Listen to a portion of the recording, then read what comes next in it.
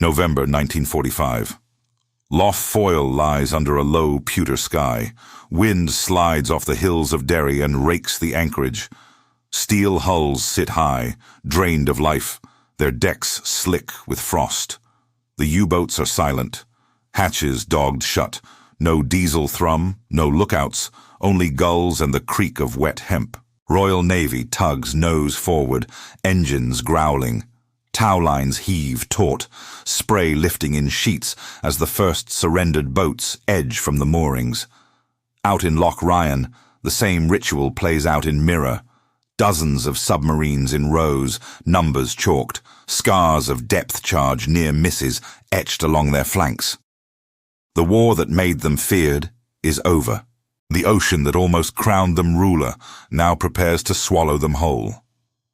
A petty officer in a duffel coat signals with a gloved hand. Another line goes over.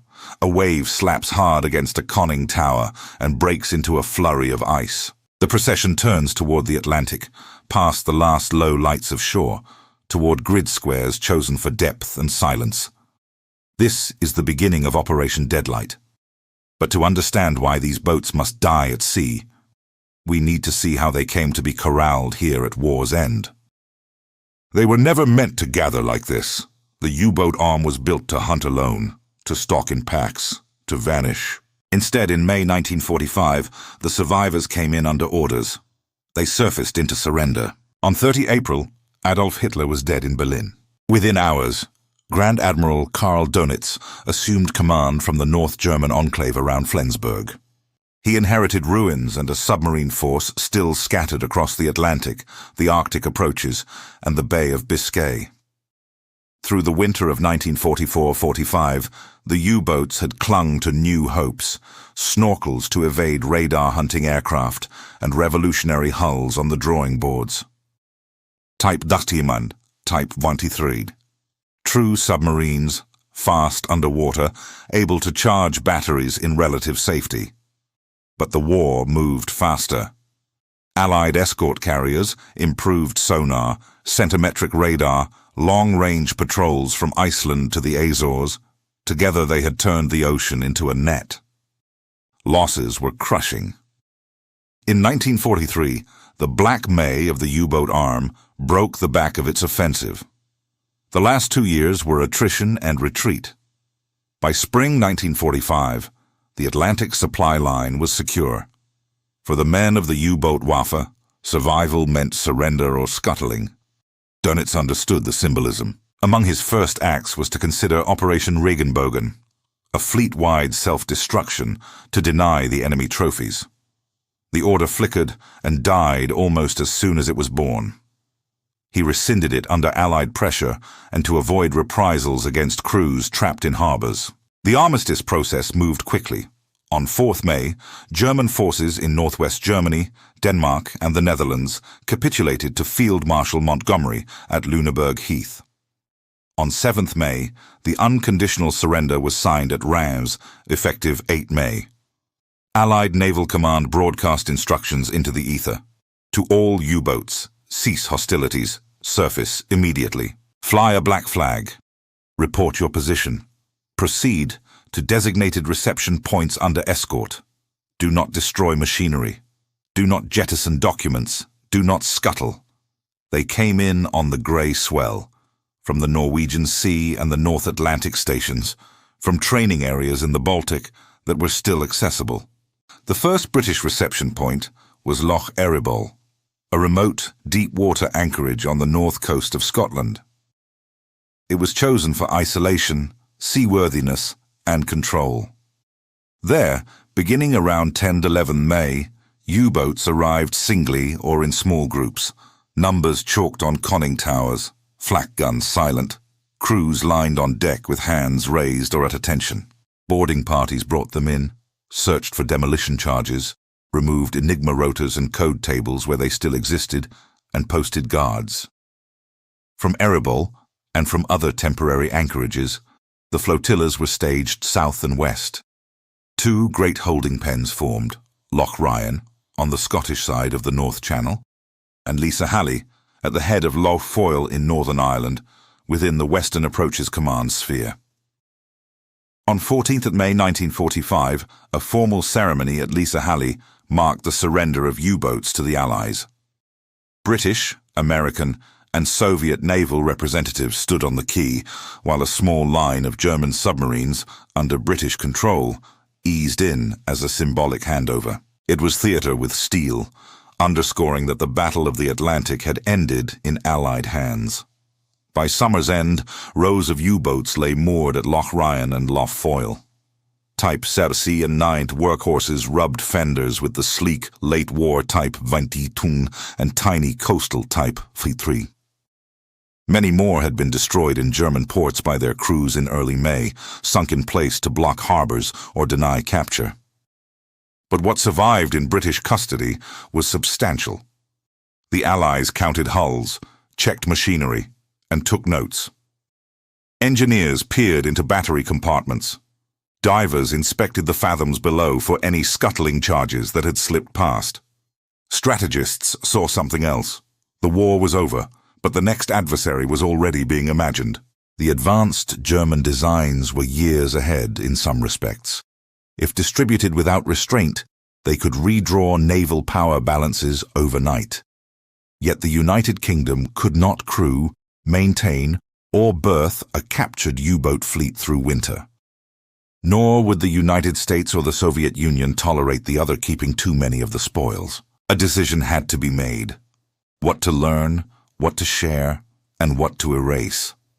That decision would soon take the name Operation Deadlight. But before the scuttling orders were signed, committees and commissions would weigh the fate of every hull tied up in those cold anchorages. The decision fell to the new arbiters of the peace. In the late summer of 1945, the Tripartite Naval Commission, British, American, Soviet, convened to divide what remained of the German Navy and to prevent tomorrow S problems from being forged out of yesterday S weapons. Their subcommittee on U-boats toured Loch Ryan and Lough Foyle, chalk lists in hand, peering at batteries, snorkel heads, and the clean lines of the electro-boot.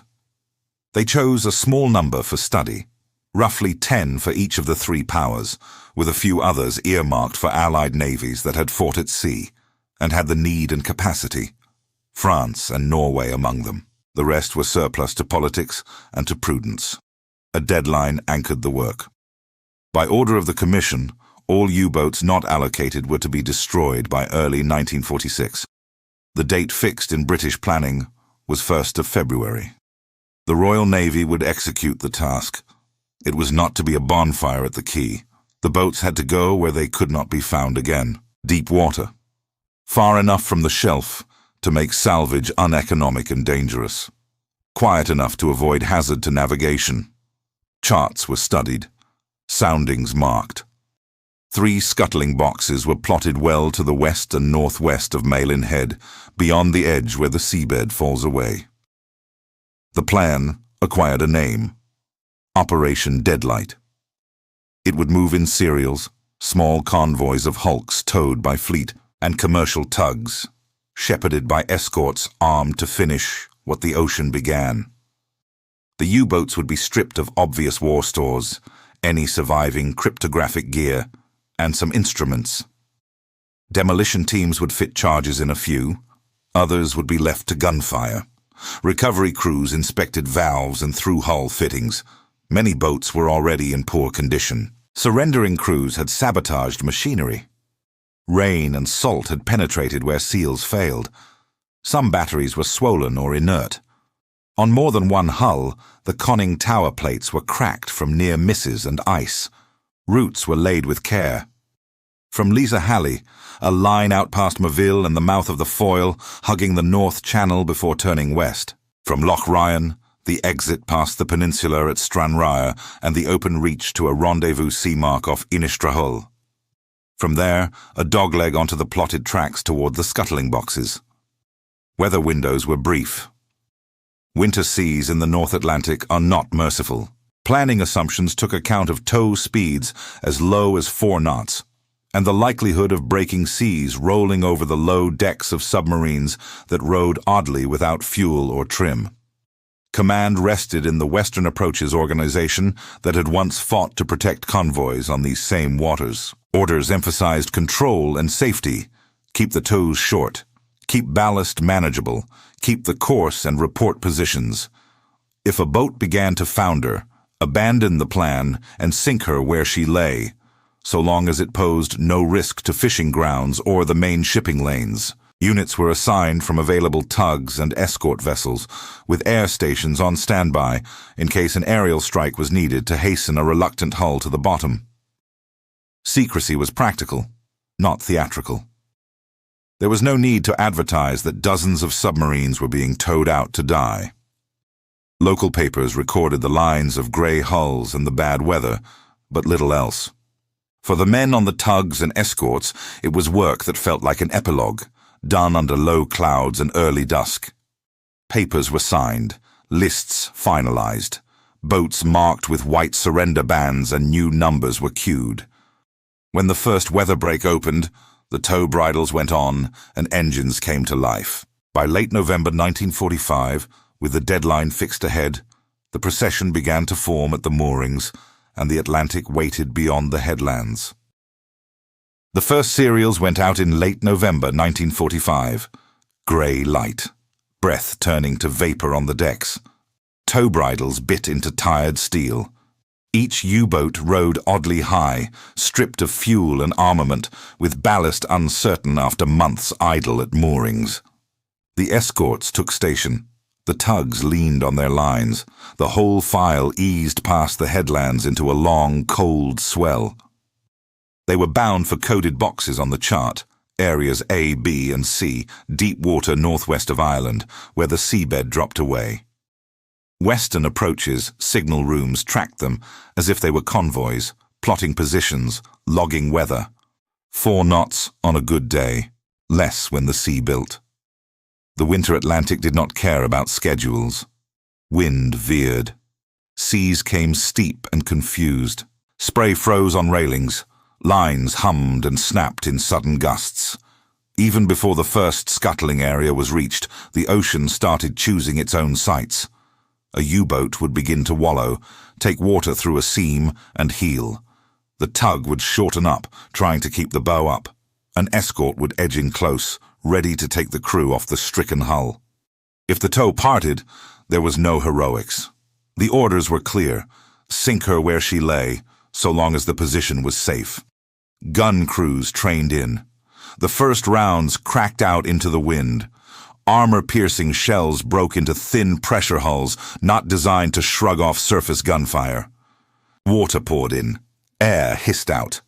The boat seemed to hesitate, then dipped, stern first or beam first, in an untidy surrender to gravity. On the better days, the serials reached the plotted boxes. There, the work grew methodical. Parties went aboard to set scuttling charges, or to open sea valves that could still be worked. The choreography was practiced. Lines eased away. A signal arm rose. The charges thumped dull under the sea. Hatches that were not dogged tight burped air.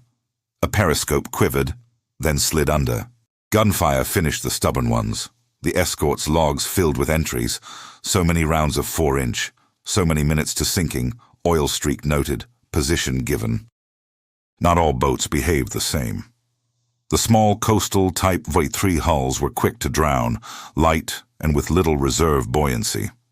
The older Type 7 and 9, unladen and without their batteries at full weight, sometimes clung to the surface in a way that surprised even gunners used to sinking merchantmen. More than once, an escort had to close to short range, raking the thin casing, and the pressure hull underneath, until a seam opened and the ocean took the decision out of human hands. Aircraft stood by on some days, watching through breaks in the weather, and in a few cases added rockets or bombs to end an argument with a stubborn target. There were near misses and small dramas that never made headlines. A tow swung too close in a gust and kissed an escort S-hull with a clang that echoed down the mess deck. A scuttling charge failed to fire on time, and men waited longer than they liked before going back aboard to check a wet fuse. A rigger lost a glove, and then his grip to a wave that filled the boat deck like a basin. He was hauled back by a mate who never let go of the lanyard. In the evening, in the lee of the escorts, the tug's crews drank tea that steamed the glass of the wheelhouse and watched foam streak past in the dying light. Names and numbers were chalked off the lists. Some carried reputations from the war, now reduced to a line in a report. Others were late-war hulls that had never fought, surrendered straight from trials or training. All of them, in Allied paperwork, became a line item under a single code word: Deadlight. The work went on through early December, paused, and then picked up between gales. Dozens of hulls slid down through the green, struck bottom miles below, and settled at attitudes dictated by slope and current. A few were lost close enough to land that fishermen would feel their nets strain, years later, and curse the snags on the chart. The escorts learned the rhythm of it: out, tow, sink, back. The tugs learned which cleats on a U-boat deck were least likely to tear loose under sudden strain. Logistics officers measured progress against a February deadline that did not move. Yet this was only the first phase. Winter had not finished. The most advanced hulls were still in the lines, and the pace would have to quicken if the Royal Navy was to meet the clock that Moscow and Washington were watching. By mid-December, the weather closed its fist. The second phase of Deadlight began with barometers falling and ice collecting on jackstays. The timetable did not yield. Orders were blunt: keep sailing. The tows grew tighter, escorts closer. Tugs went out with extra wire and spare bridles, knowing some would part before the first set of coordinates appeared on the chart table. The advanced hulls came up in the rotation. The Electroboot, type 21 and the smaller 23, had been the terror-in-waiting of the late war. Underwater speed that made escorts rethink their doctrine. Recharge rates that could have severed the tie between submarines and the surface. A handful had been retained for trials by each of the great powers and by Allied navies that had bled in the Atlantic. The rest were marked for the deep. They looked different in tow: smooth casing, raked fairings, no deck gun. On a clear morning, you could imagine how they would have moved submerged. Electric motors humming, vanishing from radar and from the old Atlantic grammar of hunt and sprint. On the surface in winter, they were as mortal as any hull. The pace picked up. Serial after serial slid out past the headlands. Lough Foyle emptied a little each week. Loch Ryan's rows thinned. Western approaches, HQ tracked them all the same. Printouts curling under the heat of a lamp, fix after fix plotted in pencil. At sea the work hardened into routine. Approach the box, put a boarding party across, open what valves would move. Set charges where safe. Ease off the tow. Open the range. Fire. Sometimes the shells sparked along the casing before finding a seam. Sometimes the periscope standard folded at the base, with a sound like a tree going down. Often the boat sagged slowly, as if trying to bargain with the ocean, then let go and went. Not every sinking was clean. More than one U-boat failed long before the plotted grid. The cold had found the weak points. A cracked plate at the tower, a manhole gasket perished and porous, bilges filling with every white-topped wave. When the bow began to dig and the stern to lift, the tow went slack and then taut, and everyone on the tug felt the moment when the decision was made for them. Cut free. Take the position. Put her down here. Gun crews learned to place shots low, to let water in where frames were thin. A few days, when the sea was too bad to work guns, the escorts waited for a lull, while the condemned hull lay beam on to the swell and collected water through every opening it could find. There were other methods. Depth charges rolled over the stern at short settings to jar open plates. A hedgehog pattern thrown close aboard to bite through thin metal. In rare cases, a call went to a nearby air station, and an aircraft came in low between squalls, its rockets fussing the waterline until steel lost its argument with pressure and sea. The men who did this work recorded it without adjectives. Sunk by gunfire. Foundered under tow. Scuttling charges successful. Positions with degrees and minutes, wind force in Beaufort numbers, oil slick 200 yards long. Christmas passed at anchor and at sea, marked by tea gone cold on a chart table and a letter opened in a lee. January 1946 saw the ledger tighten. The deadline set by the Tripartite Naval Commission loomed. The Soviet delegates asked for updates. The Americans did too. The British planners answered with numbers and dates and asked for a little weather luck. It came in scraps, enough to push the last crowded weeks. In those weeks, some of the most modern hulls went down in quick succession, judged too costly to keep and too dangerous to leave. One or two were spared even then, diverted at the last moment to join trials programs already underway in British yards. The rest took their bearings from the wind and disappeared. In the end, the convoys felt smaller, emptier. The moorings at Lisahali fell quiet. The shore parties at Loch Ryan packed their gear into crates and waited for their next posting. The last serials went out into broken weather, alone or in pairs, with the frigate's bridge windows whitening under blown spray. Gunfire in the afternoon, a column of steam from a charge at depth, a swirl of oil, silence. A Ship S company looked at the place where the water had been disturbed and then looked away. The work was complete by early February. A few stragglers, delayed by damage or decisions above the waterline, followed the main body into the deep in the days that followed. In the western approaches, a clerk closed a file with a code word that had done its job. Under the Atlantic, at the edge of the continental shelf, steel lay quiet, stacked by slope and accident, a graveyard without markers. With the sinkings done, the reckoning began. What had been learned, what had been denied to a world already shifting into a different kind of tension, and what the ocean now kept in trust for the future.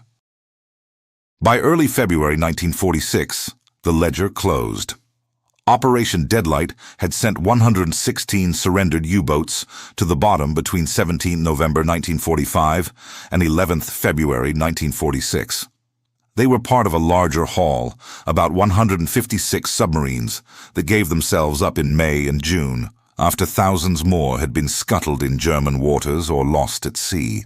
The remainder not sunk under Deadlight were pulled aside for trials, instruction, or handover to Allied navies under the Tripartite Naval Commission's framework. The division was deliberate. The Commission capped retention at roughly 30 boats, 10 each for the United Kingdom, the United States, and the Soviet Union, so no single navy could rebuild a German U-boat arm under a new flag. A few additional hulls went to close allies from those shares. France received a Type 21 U-2518. She re-entered service as Roland Morio, a sleek testimony to the Electro-boot's promise, and served into the 1960s. Norway took several Type 7s for training. One of them, U-995, would survive the Cold War to become a museum on the Baltic shore. The United States put U-2513 and U-3008 through exhaustive trials. President Harry Truman even visited U-2513 off Key West in 1946 before she ended her days as a target ship. The Royal Navy raised the scuttled U-1307, fitted with Helmuth Walter's high-test peroxide turbine, and recommissioned her as HMS Meteorite, an experimental path that would echo years later in the British Explorer class. The rest of the story was destruction by design. Deadlight S-log tells how the steel went down. Many boats sank cleanly in the plotted deep-water boxes under gunfire and scuttling charges. A significant fraction foundered under tow before reaching the lines on the chart, their tired plates giving way in winter seas. Positions were entered in degrees and minutes. Weather noted.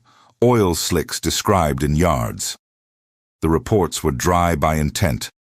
No sentiment. Just the methodical closing out of a threat that had nearly strangled an island nation. The strategic consequences were immediate. Allied engineers stripped the survivors for knowledge before they vanished beneath the waves. The snorkel, once controversial, became standard. Hydrodynamic streamlining, long battery endurance, and quieting moved from German experiment to Allied doctrine. In the United States, the Guppy program began in 1947, cutting down old conning towers, enlarging battery capacity, and reshaping fleet boats into faster, quieter predators under the surface. In Britain, the lessons folded into new post-war designs. By the 1950s, the Porpoise class would wear a hull form and silencing logic that owed much to the Type 21S clean lines. The Soviet Navy drew on the same trove of ideas, fielding Project 613, Whiskey, and Project 611, Zulu boats in numbers that suggested a new contest was already at hand. Strategists took note. If a diesel-electric submarine could move fast underwater and hide behind a snorkel at periscope depth, then wartime anti-submarine logic had to be rewritten. Sonar sets improved. Forward-throwing mortars refined what Hedgehog had started. Air coverage widened. Hunter-killer groups re-entered doctrine with a different quarry in mind. The balance of fear shifted too. Winston Churchill later wrote that, "The only thing that ever really frightened me during the war was the U-boat peril." In 1946, with Deadlight complete, that peril seemed buried. But the technology that had nearly made it decisive was now in the toolkits of navies who might one day face each other. In ports where the rows of grey hulls had been, the quiet felt final. Lisa Halley's quays cleared. Loch Ryan's moorings fell empty. On the seabed, beyond the continental shelf, the graveyard lay undisturbed, its coordinates scattered across Admiralty charts, and the memories of men who had watched the swirls of oil fade. Decades would pass before that silence was broken again, this time by survey ships, divers, and the questions that follow when wrecks become both relics and risks. They went back to look for them, not at once. Years passed. Then hydrographic ships, sonar arrays humming, began to paint the seabed northwest of Ireland with lines of sound. The shapes appeared first as smudges, then as distinct silhouettes, long cylinders, broken fairings, the upright ribs of pressure hulls torn open by charges or by the sea. Maritime archaeologists joined in. Divers, when the depth allowed, dropped through cold green water to visit what the charts called obstructions. They found conning towers lying on their sides, open hatches, periscopes bent like grass in a storm, numbers faint under weed. Work by the UK Hydrographic Office, the Irish seabed mapping programs, and university teams linked positions to logs. Dozens of Deadlight wrecks were identified with confidence. Some lay in groups where the Royal Navy had staged the sinkings in December and January. Others were strung along tow routes like punctuation marks in a story the weather had interrupted. Innes McCartney and other researchers tied hulls to entries in the Western Approaches records and to the terse language of wartime paperwork. Sank under tow, destroyed by gunfire, position verified, until the graveyard had names again. A few boats sat in depths within reach of technical divers. U-778, which foundered under tow on 4 December 1945, lay in about 70 meters of water off Inishowen. In the 2000s, a plan briefly surfaced to raise her and bring a U-boat to Derry as a memorial. The funding never matched the intent. The Atlantic kept what it had taken. Elsewhere, trawlers discovered the wrecks in a different way, by the sudden surge of tension in a net and the hard limit of a snag on an echo sounder. Mariners added warnings to local charts and learned where not to set a line. Questions followed the maps. What did these wrecks release? Most Deadlight boats had been stripped of torpedoes and war stores. Many surrendered with fuel tanks nearly empty. Even so, steel corrodes, oil clings, batteries, where they remained, leach their chemistry into water. Environmental assessments in recent decades have watched the area with a cautious eye. Cold, depth, and dispersion have so far muted the worst fears, but the wrecks are not inert. They are slow processes written in iron and salt. The heritage question runs alongside. In Germany, U-995 sits on the sand at Laboe, a museum preserved against sky and wind. In Birkenhead, the raised U-534, sunk in May 1945 and not part of Deadlight, shows the engineering of the type in the open. The Deadlight boats, by contrast, are memorials you cannot visit. Their story is written in archive files at Kew and in logbooks held in Liverpool and Portsmouth, in photographs taken at Loch Ryan and Lough Foyle, and in the recollections of men who were young on cold decks when the last tows went out. Oral histories housed by the Imperial War Museum record voices, noting the quiet of those days, the odd sadness in work that had no enemy and no return fire. At the old moorings, little remains. Lisa Halley's shore is a commercial edge, its wartime silhouettes remembered by a plaque and by local memory. Loch Ryan's waters are busy with ferries and fishing boats. The wartime military port at Cairnryan dismantled fleets in the 1950s. Today, only concrete and slope recall the traffic of another era. The lines of U-boats that once lay there exist now in a handful of images and in the shade of a map. For decades, Deadlight stayed quiet in the public imagination, overshadowed by surrenders on land and by the beginning of the atomic age. It has returned, as the seabed has yielded its outlines, and as navies and historians have retraced the path from the Battle of the Atlantic into the Cold War that followed. In the end, the operation was a hinge. It closed one chapter of undersea warfare, and, by what it kept and what it buried, opened another. Those choices, what to learn, what to sink, what to remember, are the bridge to a calmer reckoning. Those choices reverberate. The men at Lisa Halley and Loch Ryan decided what would be studied and what would be erased. In doing so, they drew a line across the ocean and across time. One path led downward, into cold and darkness. The other ran forward, into drawing offices, test tanks and slipways. Deadlight was an act of control. Not triumphal, not vengeful. Practical. Remove a threat. Deny a symbol. Keep the peace just long enough for a different order to take hold. The Allies did not simply bury steel. They buried a doctrine that had come close to starving Britain and bending strategy to fear. Yet, in the same breath, they kept its most potent ideas alive. Snorkels, streamlined hulls, quiet electrics. The paradox of 1946 is clear. The U-boats went down, and their descendants rose everywhere. The ocean kept its own counsel. It received the hulls without ceremony and folded them into silt and slope. No markers, no altars, only coordinates and the faintest returns on a sounder. That anonymity carries a lesson. Industrial war leaves more than monuments. It leaves decisions scattered across maps, and the sea keeps most of them out of sight. There is a human ledger, too. Young sailors on tugs and escorts, writing sunk by gunfire in neat hands. German crews who had surfaced to surrender, then watched their former ships towed away to an end they could not witness. Engineers leaning over battery wells, seeing in the future what the present could not afford to keep. Their work bridged two eras without a speech. It was the quiet, competent labor that makes grand strategy possible. In the decades that followed, new submarines traced silent routes over the same ground. NATO and Warsaw pact boats practiced a new kind of deterrence in the old hunting lanes.